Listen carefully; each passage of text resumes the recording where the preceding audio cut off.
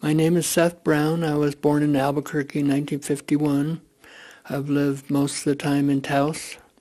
My family came to Taos because in 1929 a tornado coursed down Main Street in Berlin, New Hampshire in the spring of 1929.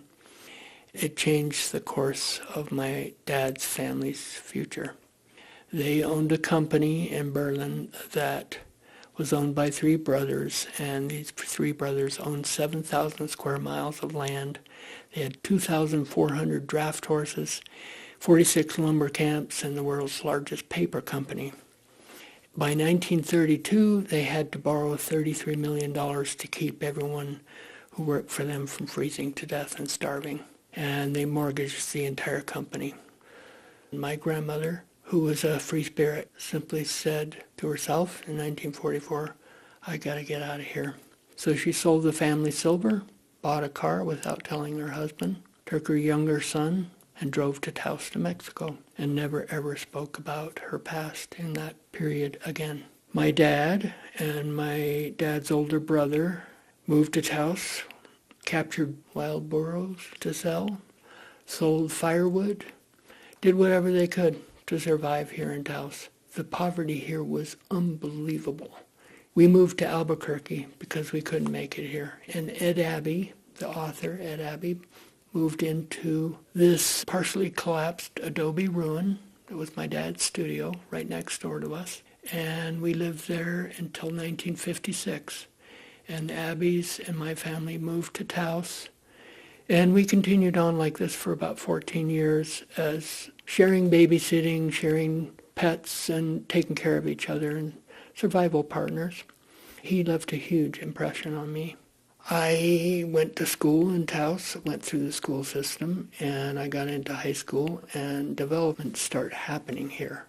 A friend of mine and I kept all of the streetlights in Taos shot out with my .22 until they just were popping up so fast we couldn't keep up with it. That was about 1972. The Vietnam War was happening, and I had to figure out what to do. So I quit high school in 1970 and hitchhiked to Canada in the middle of the winter. And it was a very, very cold winter.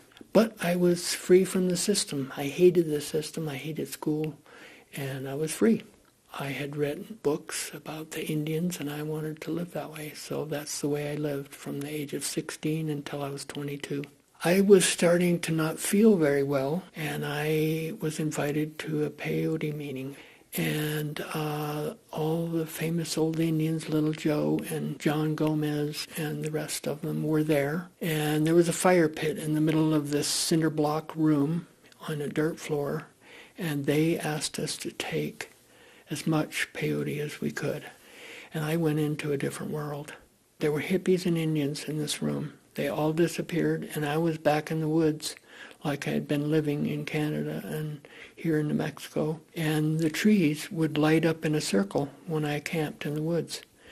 In this vision that I had, the deer that I had killed, and I ate every single one of them, came out of the woods and stood in a circle with me by the campfire, and tears were rolling out of their eyes, rolling down their cheeks, and they started to communicate to me without words that I had changed their lives completely, and that they had been separated from their children, and I just wanted to die.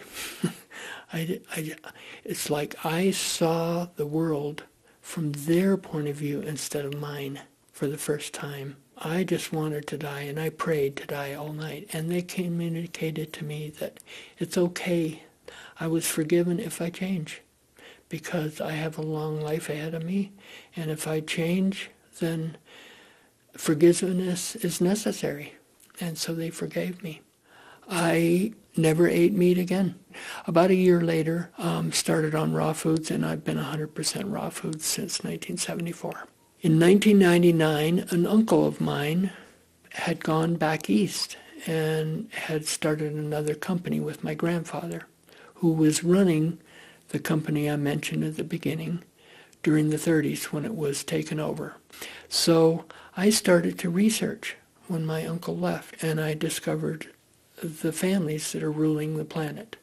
and have set up this system that we're living with highways and nuclear power plants and the whole nightmare that we're stuck in.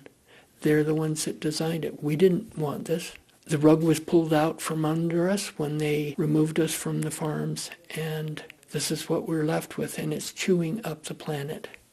In my research, I have discovered a man who was the head of the Apollo program. He's the highest level disclosure that's happened in the last couple of years, and this is a process that's going to be exploding very quickly when the banking families are removed from the scene. His name is William Tompkins, and what he is describing about what's been going on that we don't know about is that we're not going back to living in caves. We're going on to a completely different kind of technology, and he's disclosing what's been going on. And the way he explains it is the highways, the nuclear power plants, the cities will all have weeds and trees and flowers growing up in them, and we will be living in a completely different way